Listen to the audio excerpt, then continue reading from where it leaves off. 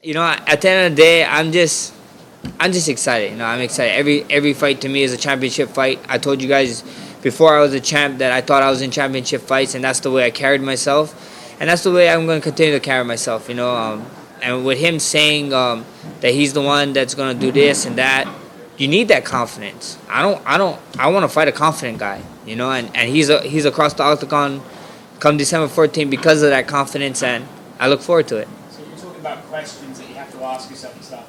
You've mentioned it a couple of times now. Is the biggest question in this fight his power? Yeah, his power, his cardio, his strength, his wrestling.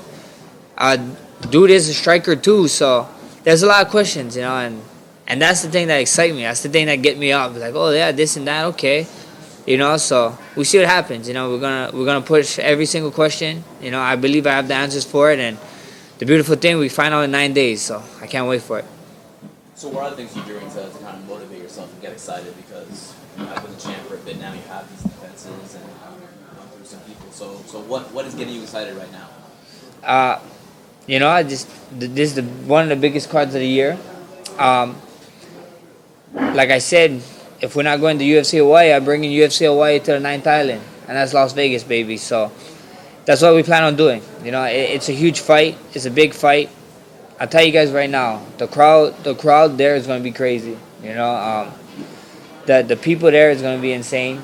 You're probably going to see a bunch of Hawaiian flags going there, marching the streets. So I can't wait. I'm excited for this fight, and it's another. Why not be excited with this guy? It's another challenge. It's another challenge that a lot of people is questioning. Like this guy got this, and this, and I can't wait. We sat down with my team, like I said. We sat down, we talked stories.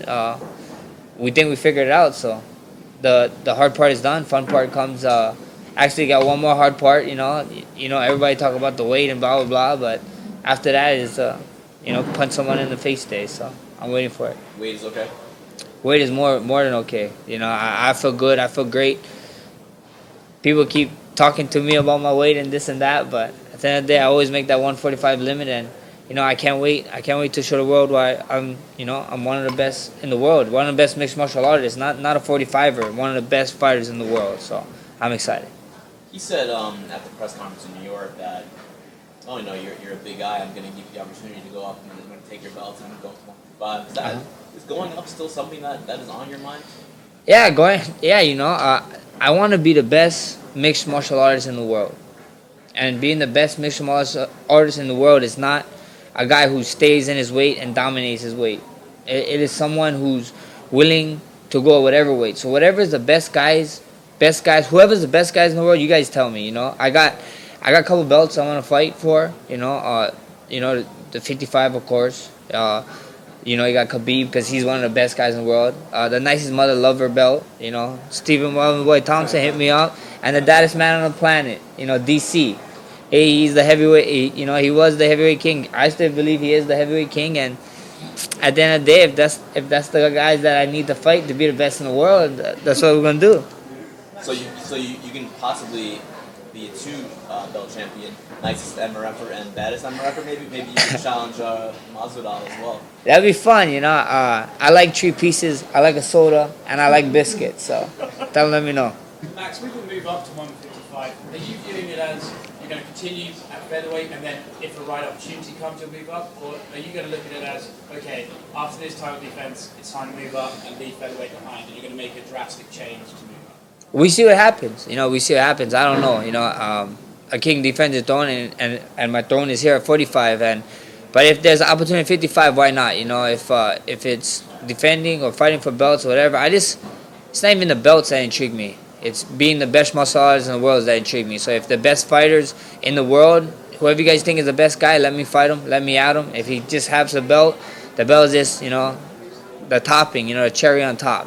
So at the end of the day, we see what happens. I'm gonna sit with my team. First things first, we got Alex. I ain't trying to look too far in the future, and we go from there. Not to look past Alex, but after him, there doesn't seem to be any real clear-cut contender in featherweight. You've got a Korean Zombie who probably need another win. Then even Rodriguez, you probably think he needs another win.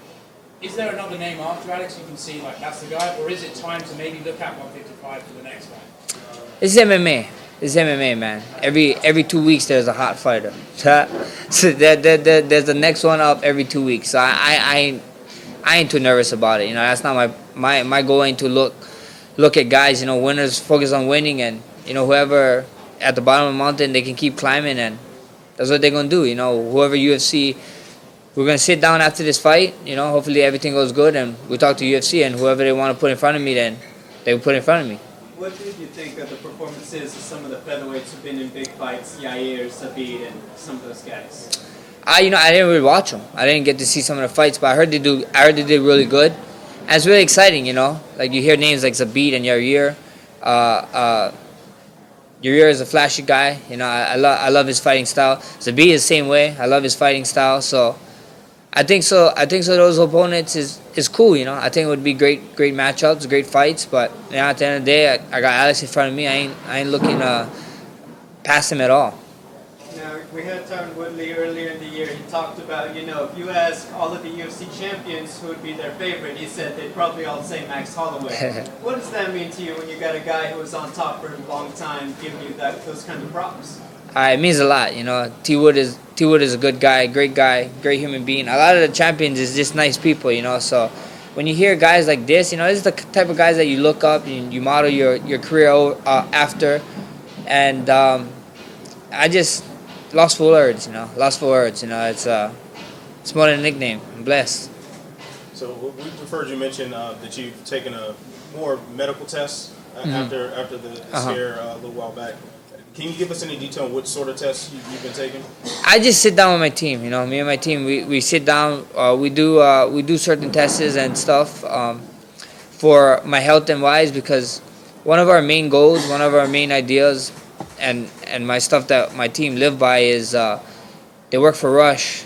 They don't work for me. So everything is to make sure that I'm good, so we can be good for Rush, and that's what we do. You know, I think so. Recovery and stuff is super important. I mean, look at what LeBron James is doing. You know, he said last year he said that he spent $1.2 million on recovery stuff. Period. You know, so that's what we focus on. You know, we focus on health. You know, your health kind of get lost, especially when, like me, I'm trying to fight four times in a year, and I'm just training and this and that. So I got some of the greatest minds in MMA behind me, and they make sure I'm good all around. Just on a personal level, you seem like a guy who's pretty rah-rah, ready for the action whenever. Is it frustrating at all, kind of submitting to when it's time to rest, when it's time to not train, and just kind of sitting down when your coaches tell you so? Yeah, it's crazy. You know, I get into arguments with that man right behind the cameras over there all the time about how I should be doing stuff, you know, especially with training and stuff, and then overtraining. But that's why they're there. You know what I mean? They're with me till the wheels fall off. But their job is to keep the wheels on and turn it nice and squeaky clean. So, you know, I'm super grateful for them, and that's what they gotta do. Has that the approach and the increased focus on your health, is that altering strategy-wise what your coaches have you working on? Actually, this is the best I ever felt. Every camp we learn something new about myself, and I get better every camp. And you guys get to see. You guys go watch my last performances. You know, the last Frankie one was great, and then tune in December 14th. We're gonna put on a show. It's gonna be an amazing one. Max, you've joked about going all the way up to heavyweight and fighting DC, but realistically, what is the heaviest weight class do you think that you'd be able to compete in and, you know, possibly win the title there? You know, UFC 1, they didn't have weight classes, so heavyweight is definitely there. But, you know, I don't know about holding belts all at one time, this and that, but, you know, nobody really got 3 yet. So 170, I could see myself, you know, I turned 28, you know, I just turned 28. I can see myself maybe going to even getting to 85, being healthy and getting strong there, you know. Like, you know, I got 5 more years, 6 more years in the sport. Who knows? I might pull a DC on you guys and fight to 40, you know. I'm sure the guy behind the camera is not shaking his head too well when I say that, but you know, at the end of the day, that's what it is. You know, I think so. I can be big. I'm a Polynesian, Hawaiian, Samoan, and I'm probably the smallest Samoan / Hawaiian you guys see. So I think the weight issue, you know, is not a problem. You know, it's just about getting in the gym, getting the weights, and getting actually packing on the muscle. Max, I wanted to ask you about some comments you made in an interview recently. you and Conor McGregor have this sort of weird relationship where you try little verbal jabs at each other. Yeah. But then when things get serious, Yeah. you're both very supportive of each other. Yeah. How would you describe your dynamic? Connor, that's my boy. You know, we be texting all the time. Nah, I just joking. You know, it's just you know, everybody. I even saw that we was talking about like there's a line that you don't cross. You know, and I think some people is misreading what I said. I said there's a line that he didn't cross with me. And then whenever I did something seriously happened with me, you know, with that Ortega stuff long ago before the first Ortega one that was booked, he was like the first guy asking like, you know, what is wrong with our champion, you know, and this and that. And then when I was walking to the Frankie Edgar stuff, I was walking in slow because the cameraman was telling me you need to walk slower.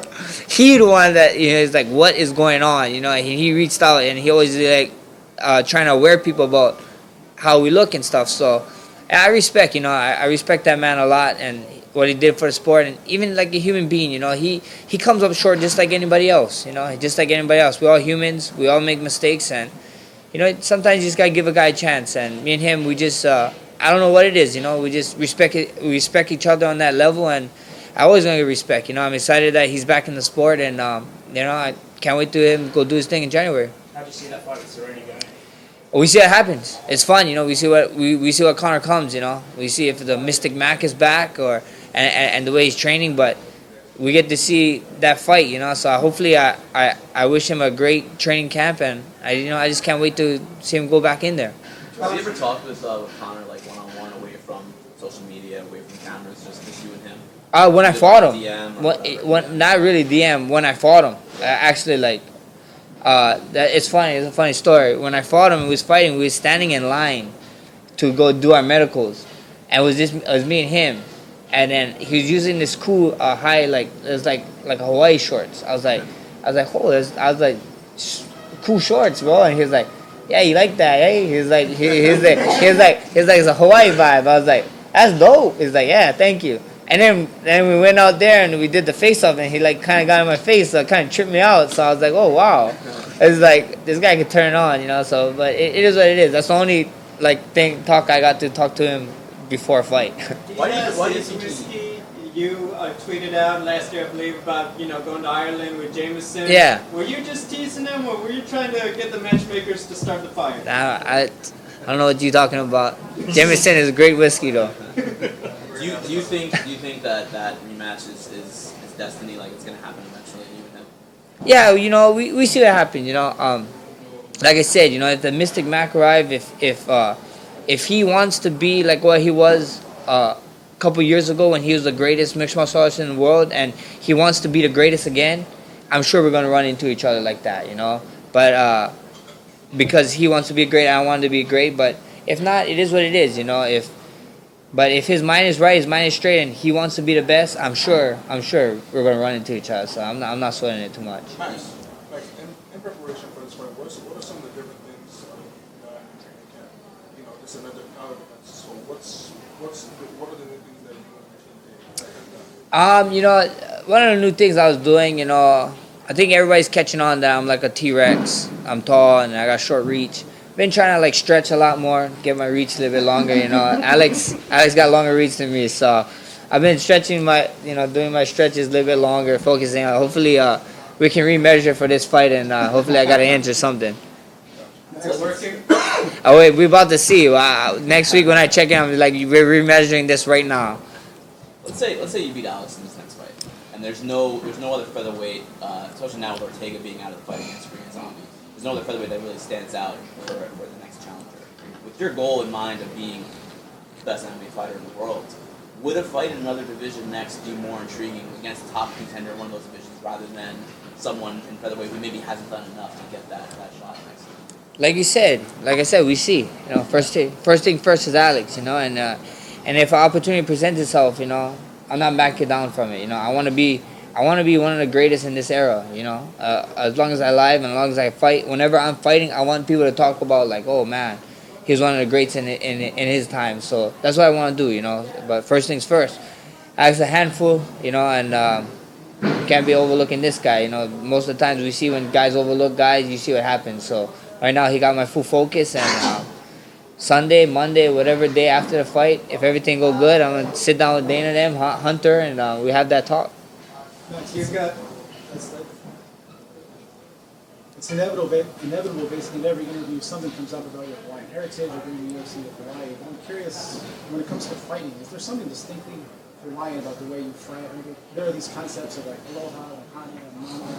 Is there something that's unique to all Hawaiian fighters, or something that you bring specifically Hawaiian? I mean, if you see all the other Hawaiian fighters, it's just aloha. You see it. Most of us is like going to fight week and we're smiling, we're laughing, cracking it up. And when we get in there, we just dogs, It's crazy, I think it is something, It's probably the air, You guys need to come down, hopefully sooner than later. Smell the air, get in the ocean. The water is right now the waves is kind of big, so stay away from the ocean if you're in Hawaii. But that's just it, At the end of the day, I think Hawaiians is a little bit different. We're just wired a little bit different. Maybe the wiring got crisscrossed or mismatched. I don't know what happened, but we just wired a little bit different. You seem to really be enjoying yourself at the press conference in New York last month, just kind of watching the headliners go back and forth. What's the difference? I mean, you've carried basically the last few cards you've been on as the headliner. Now you get to sit back a little bit as the co-main event and watch these guys, bark and bark and bark. What's the difference, in your role as a co-main event as opposed to, Not that much. I just get to show up and fight. I got to talk a little bit less in the pressure. That's always cool. I probably would have just talked about candy and cupcakes if they kept asking me questions at the end of the day. But it's just cool to be a part of this big fight. And those two guys, they got stuff, and I wish I was a little bit lighter so I could grab my popcorn because things was getting heated up, so it was pretty cool. And there was a question about other UFC champions thinking that you're their favorite champion. You clearly have a good relationship with a lot of the guys. What are the other champions that you'd like to share a card with in the future if you could, do one of these 2 or 3 title fight cards? Definitely DC. I want to fight with DC. I always wanted to get on that card. I was bummed that last July one when we couldn't get on it. But DC is definitely I would love to fight with. Who else is the champions? Amanda, I'm getting this one. She's the GOAT, you know what I mean? So it's dope to be on a card with her. Maybe Stylebender. Stylebender would be cool, He's a dope striker, I'm a dope striker. We fought on the same card again, but it'd be cool that we get to do it as champions. So, that's what Khabib would be fun, fighting on the same card with him or even fighting him, because since he's one of the best in the world, so we'll go from there. It's kind of the era of the big money fight. A lot of fighters are kind of chasing the biggest possible payday, but you're talking more about legacy and more about being the best ever rather than trying to make the most money. Is that accurate? Is that kind of what you're... Are those two like parallel things, or are they divergent things? I think they're parallel. I think if you become the best ever, you keep fighting, you keep coming, the money comes with it. The sponsor comes with it, everything comes with it. You just gotta do your job. I think so. A lot of people nowadays they're just looking for the shortcut, for the easiest way, and then that's how come you just see flashing in pans. Like they hit this peak and then they just kind of disappear. And I never ever wanted to be that guy. At the end of the day, it's taking me a little bit longer, but I like the long route, hard route. And it took me, 10 fights? 10 fights to get a title fight, and I got a title fight because of DC. So thank you, DC. I always take it for that. I don't know what happened, but I got my interim title fight because of that, and things happen for a reason. At the end of the day, I'm in it for a long work. I'm not gonna shy away from hard work. Period. Anytime. So you let me know what to do. I think you just gotta keep winning fights, and the money fights come sooner or later. There are 2 other title fights on your card. Which one are you most looking forward to seeing, and why? I want to see Amanda Nunes and Jermaine. That fight is super exciting, especially if they both, like, Amanda just been striking lately a lot, and Jermaine's a striker, Jermaine once she knocked out a guy in boxing, so yeah, she did. So it's intriguing. So I want to see that fight for sure. Is there anything special you want for Christmas besides a win? A cupcake the size of this table. That'd be really dope. Check out my YouTube, Max Bless Holloway. We're probably gonna do something after that. A cupcake this big. I'm gonna be eating it. We're gonna put gold flakes on it. So it's gonna be awesome. I mean, it's Vegas, so you can probably find one. 100%. So another fight that is drawing a lot of attention on this card is Jose Aldo dropping the bantamweight to fight Marlon Moraes. What were your initial thoughts when that was announced? You know, somebody you stood in against dropping that much weight to get to 135. I was like, thank God I don't have to face him again. That guy's a beast. He's strong, and I was kind of blown away at first. I was like, oh, he's gonna make 35, and it's possible, He's just changing your diet and this and that. So I wish nothing but the best for him, But we see what happens. I'm excited. He's fighting. In my eyes, it's like fighting a clone. Him and Marlon is like the same, I mean, and they're Brazilian, and they're both Brazilian. So I'm excited for that fight. So I can't wait to watch that fight too. You just mentioned that when you fought Pettis essentially for the interim title, you said thanks to DC because he dropped out of that fight. Mm-hmm. Were you and DC actually close before that, or is that some kind of experience that brought you guys together? No, me and DC wasn't close before that at all. Like we kind of talked here and there, this and that, but like after that we kind of talked more, and then what got us close is that he invited me out to when he was doing the Ultimate Fighter, and I got to spend like a week with him. I think 5 days with him. And we came real close. That guy, he doesn't let it. He just tease you.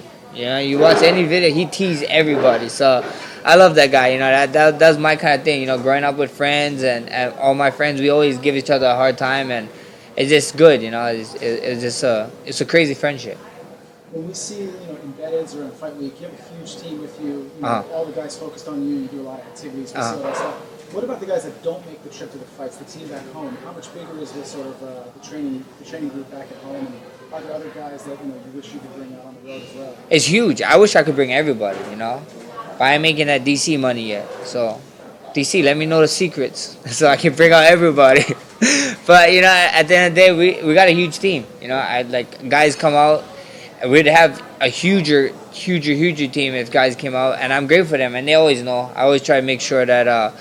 They feel it when we get home, We always try to go and get dinner or lunch or hang out or just spend time, outside the gym, away from the gym where it's just crazy, Sometimes at the gym is just insane. So we always try to do stuff outside of the gym. In football, if the quarterback has a good year, they generally buy their offensive line something. Yeah. Is there something you've ever done for the guys that travel with you or for the team? Thank them for all the Oh yeah, all the time. We do. I always make sure I take good care of them. Even if it's too small stuff. Catching dinners or whatever it is.